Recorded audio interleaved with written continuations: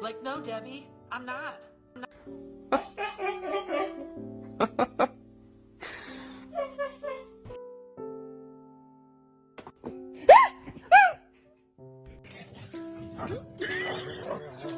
She was a fairy.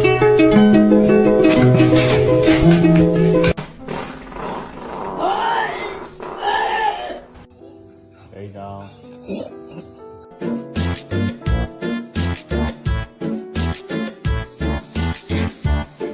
Let me take it off.